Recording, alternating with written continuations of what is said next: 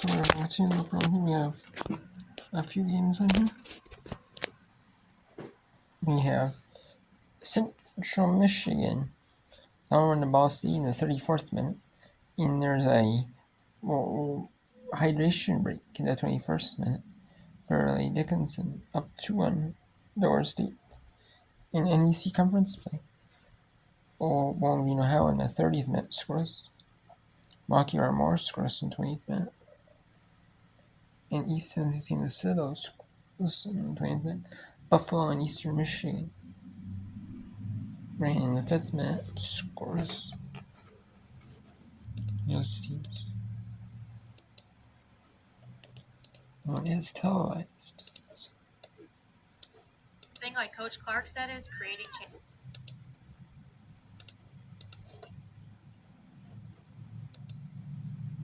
So that one we cannot show you all of it because I want to show you some of these first half games.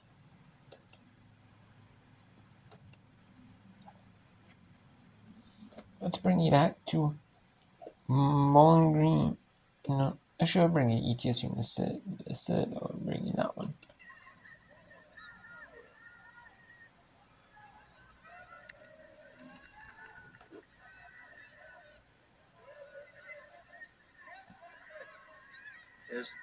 Eats sends the ball in, but deflected right into the hands of Zoe Santos. It's actually Fitzgerald. I apologize. With a lot of speed. She's the one to play to watch. Had 39 shots so far this season, 20 shots on goal. So it's just an example of the type of speed and attack she brings.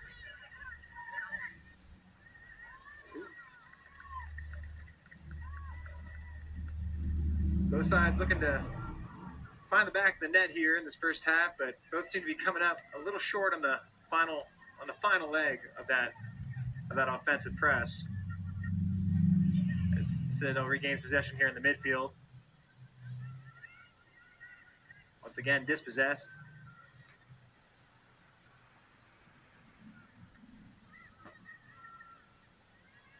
And now ETSU will switch fields here.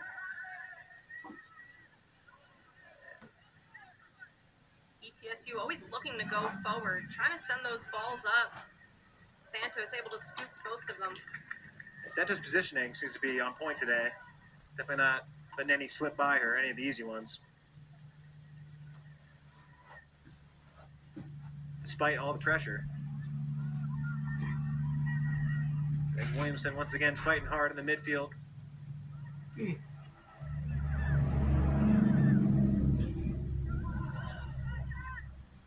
There's a look from Puentes.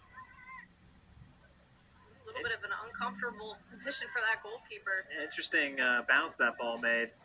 Almost came backwards. Be certainly hard to read that one from the goalkeeper spot.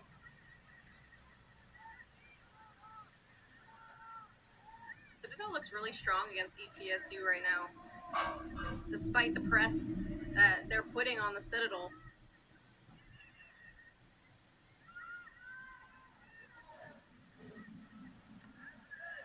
I think taking the pressure off maybe allowed them to get some of that energy, conserved, and then they can use it in that defensive half as they'll play advantage as offsides on ETSU there. Could be a free kick for Zoe Santos once again.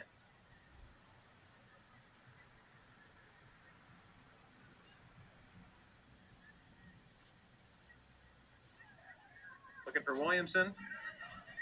Somehow she gets that header right to Martin, and they'll keep possession for the moment.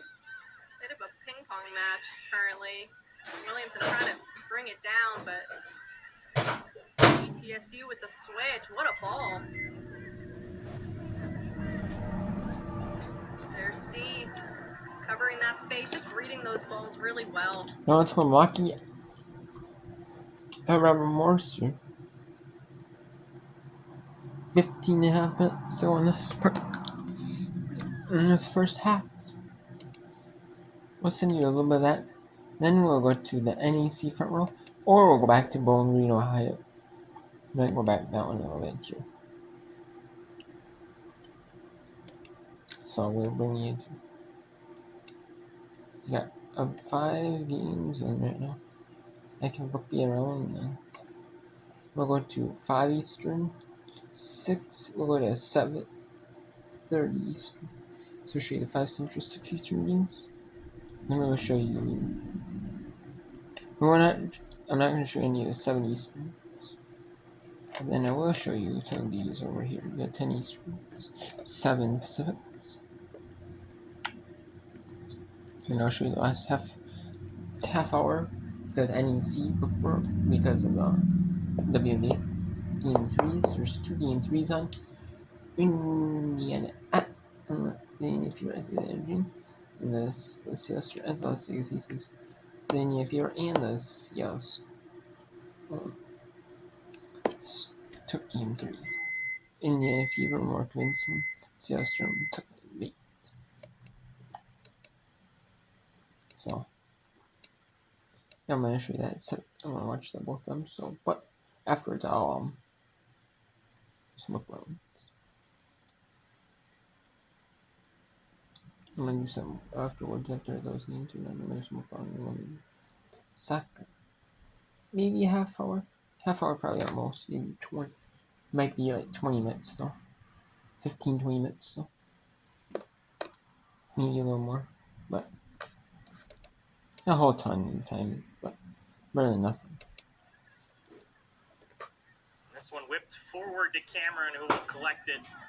I'm talking about grades and stuff from that. Bloom Swankler, 2024 Academic Horizon League honoree from last season as well, returning this year for the Colonials. That one off the shoulder of Eiley Duffy. Actually, correction, off the shoulder of Bailey Campbell. It'll be a throw-in for Milwaukee. Whipped into the box, actually just outside that box there, and then Milwaukee still with it.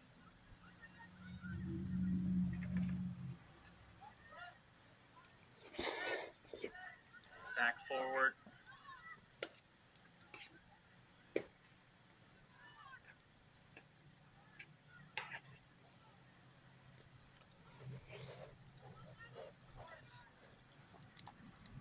This one sent forward for Robert Morris. About 12 minutes and change here in half number 1. It's a calm 0-0 right now. The 2 shots on goal for the Panthers and 1 for the Colonials. The build-up has been there for both these sides, offensively speaking. All it takes is one. All it takes is one of those players to get through, one ball to get through, a bounce, a perfect shot. Could be the difference in this one.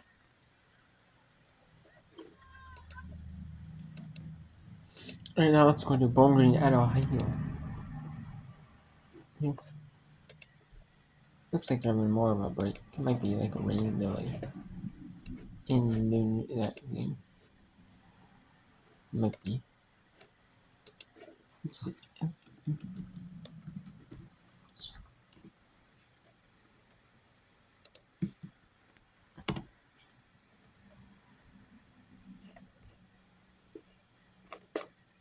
Rain delay. Is it rain delay? Let's see.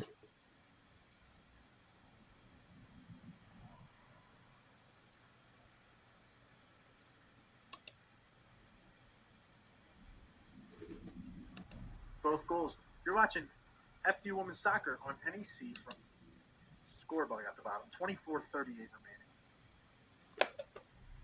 We're going to step away for a second as Delaware State has an injury on the field. So it's 2-0 Knights.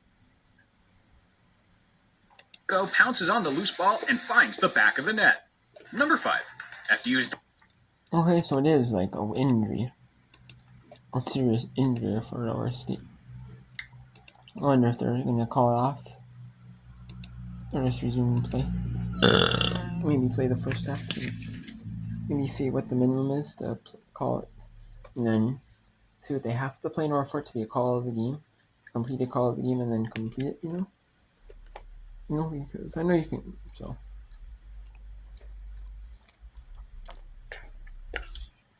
I don't even have to play the full 410 for it to be called a game.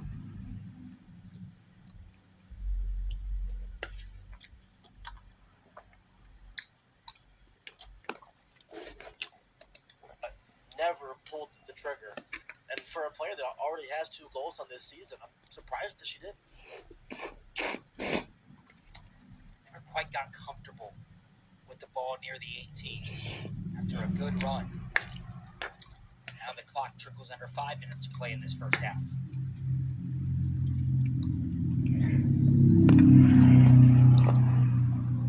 Bad ball from Tostov in there, and the Falcons get a throw on the near side.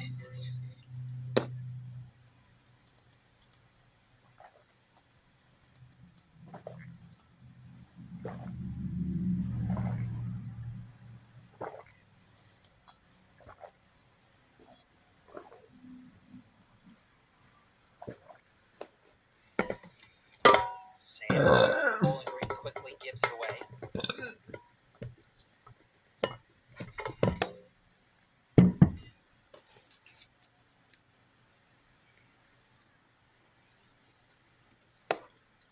Here's Poole once again.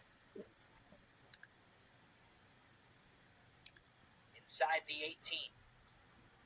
And a great defensive play by Maya Kaufman to win it back for Ohio. All still pinballs around. And now we get a foul just outside the 18. We're going to get a yellow card on Maya Kaufman. So Bowling Green will get a kick in a dangerous spot. Very dangerous spot. And honestly, I'm more surprised that the referee actually didn't play advantage. Lauren Mahoney won that ball right at the top of the edge of the 18. Right here, as you can see, she had the chance to shoot that ball. But regardless, this is still a very, very dangerous set piece chance right now for Bowling Green.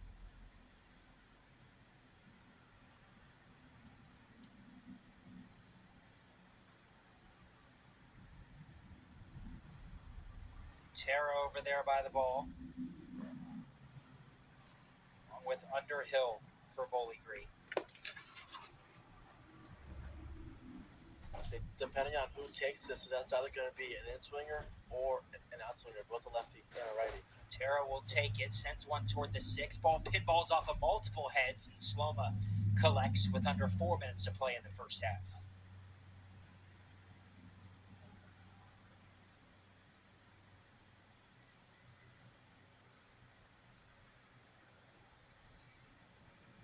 Ohio sloppy with possession once again, and Bowling Green controls.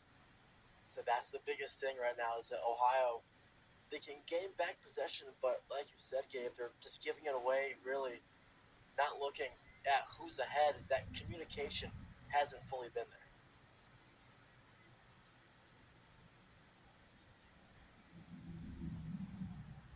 Sam up ahead for the Falcons. A second pass intended for Mahoney. Instead, Ohio comes the other way. Here's Hooks. Finds Jang in the middle. Switches fields now. Solis on the far side.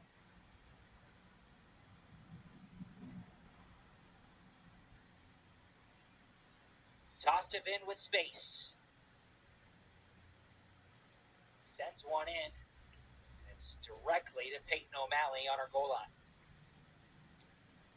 You can kind of see the idea from Quentin Tosfin. Had a couple of runners up top, but in the end, just put the ball way too close to Peyton O'Malley, and it was an easy collection in the end for her.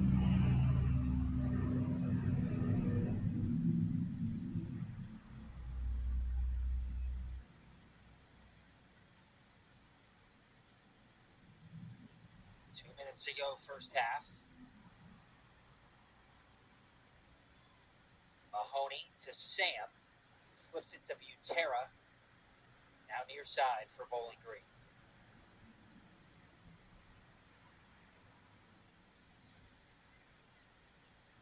Butera sends one in back post. Not quite over the head of the Ohio back line, and the Bobcats clear. Again, that's a very good chance from Butera just to put the ball in. Again, couldn't really find the head in the end. Again, if you give her enough time, a player like Butera of that quality is going to make you pay sooner rather than later.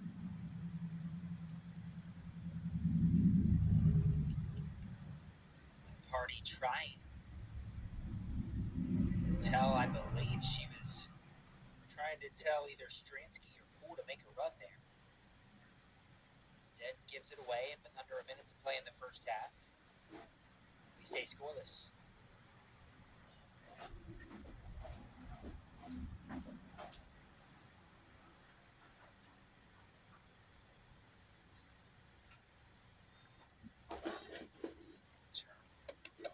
We will go back to Eastern State at the 7th.